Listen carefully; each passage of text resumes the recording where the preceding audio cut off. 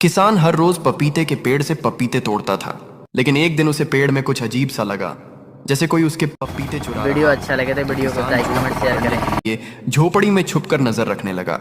जैसे ही अगली सुबह हुई, तोता हर दिन की तरह आया और एक पपीता चुराकर उड़ गया। किसान चुपचाप उसका पीछा करता है।